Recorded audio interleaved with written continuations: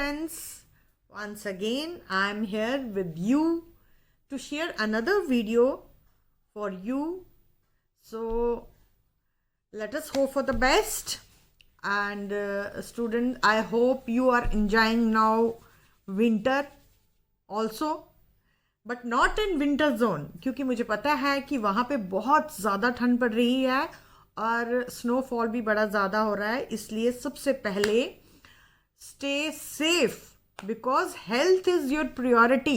And जैसा कि मैं आपको पहले भी बोलती हूँ कि जो आपकी सेहत है वो पहले होनी चाहिए, उसके बाद सब कुछ. ठीक है बेटा.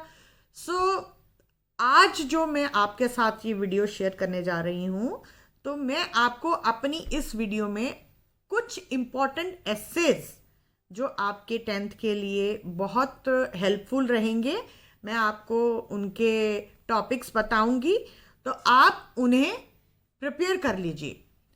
ठीक है बेटा. मैंने ऑलरेडी पहले भी एक वीडियो शेयर की है आपके साथ, बट फिर भी कुछ बच्चों की डिमांड पे मैं वापस एक ये न्यू वीडियो बनाने जा रही हूँ जो आपके इम्पॉर्टेंट एसेज हैं 10th में. कुछ बच्चों का कहना है कि मैम समर जोन का जो पेपर है लास्ट ईयर की वो अपलोड कीजिए. मैं वो भी आपके साथ शेयर करूँगी. मैंने ऑलरेडी 2-3 सब्जेक्ट्स की वीडियोस आपके साथ शेयर कर दी हैं, एक्सेप्ट मैथ्स एंड हिंदी. तो soon I will upload that also. तो till then watch my video, but till end. Okay. आपको एक मैं बात बताती हूँ बच्चे. सबसे पहले आपको ये ध्यान रखना है, आप बार बार एक ही क्वेश्चन पूछे जा रहे हो कि मैम अगर हम 60 मार्क्स का करेंगे, एक कम आएगा तो उसमें से कितने मार्क्स मिलेंगे. आप सिर्फ अपनी अटेम्पटेशन की तरफ ध्यान दो कि क्योंकि जो एग्जामिनेशन पेपर्स आए हैं, विंटर जोन वाले बच्चे हैं, उनसे आप कंसर्न कीजिए. पेपर तो 100 नंबर का ही आया ना आपको. समर जोन में भी पेपर 100 नंबर का ही आएगा, जैसे पहले आता है, जैसे आता रहा है वैसे ही आएगा पेपर. आपको ये नहीं है कि 60 नंबर का पेपर डालेंगे, पेपर 100 नंबर का ही डलेगा. उसके बाद अगर आपको अटेम्प्ट करना है 60 नंबर का, आप कहीं से भी कीजिए. जरूरी नहीं है ए में से करना, बी में से करना, सी और डी, जहां से मर्जी आप 60 नंबर का कीजिए. और उसके बाद अगर आपका 1 नंबर कम आता है, इन केस आप सिर्फ 60 नंबर का करते हो, उसमें से 1 नंबर आपका छूट जाता है, तो प्रोपोर्शनेटली आपको मार्क्स मिल जाएंगे. वो आपको टेंशन लेने की जरूरत नहीं है. आप सिर्फ रिलैक्स होके अपना पेपर कीजिए और उस पर ध्यान दीजिए. तो चलिए let us start with the topics of the essay.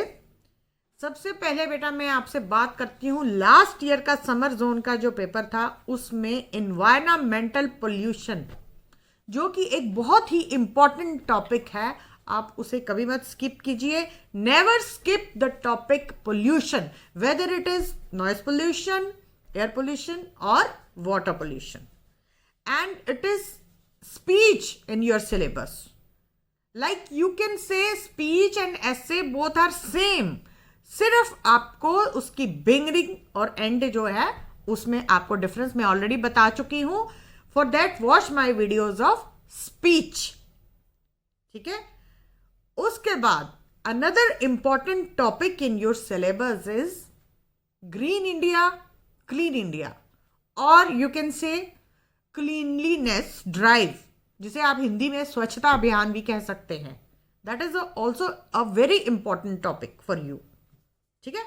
To prepare, आपको ये भी बड़े अच्छे से याद करना है.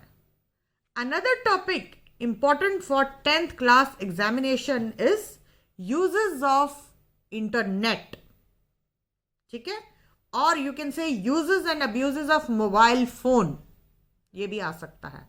एक बात का ध्यान रखिए बेटा, आप जितनी भी स्टडीज कर रहे हैं अपनी 10th में इंग्लिश में, whether it is prose, poetry और स्टोरी, कोई भी टॉपिक है ना, वो आपको ऐसे में कन्वर्ट करके दे सकते हैं. लाइक इस बार समर जोन में जो टॉपिक पूछा गया था, जिसे आप ऐसे का नाम देते हो, जनरेशन गैप पे, मैंने आपके साथ ऑलरेडी शेयर किया है जनरेशन गैप पे उन्होंने पूछा था, जो कि आपका, अगर आपने प्रो सेक्शन देखा है, अगर आपने मेरी अभिलेख की वीडियो देखी है, तो वो अभिलेख में एक इंपॉर्टेंट क्वेश्चन है, उसमें मैंने आपको बताया था कि ये बहुत इंपॉर्टेंट क्वेश्चन है, ये आप कभी मत स्किप कीजिए।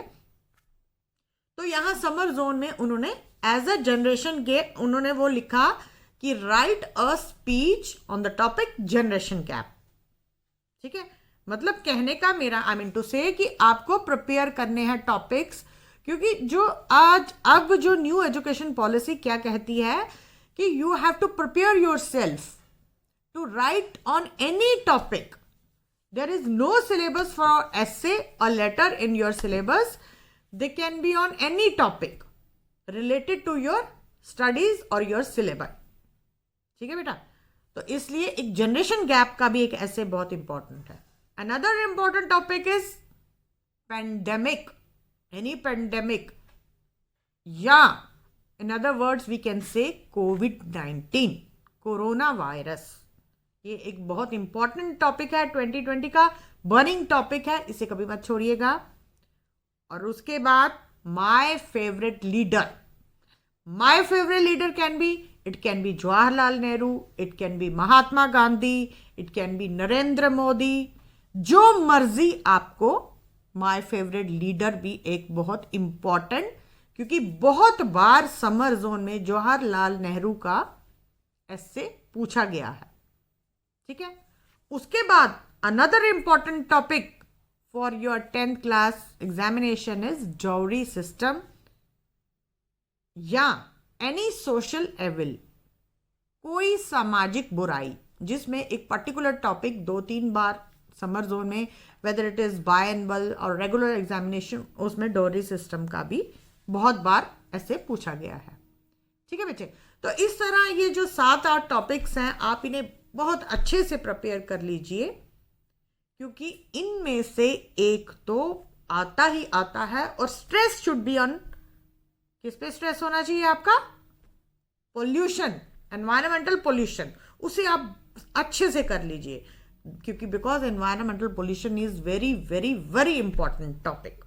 ठीक है, और उसे आप इलेबोरेट, और बच्चों ने मुझे कमेंट बॉक्स में ये भी पूछा कि मैम ये कितने पेजेस का होना चाहिए, कितने वर्ड्स का होना चाहिए। तो बेटा जो आंसरिंग है और reply depends upon the marks.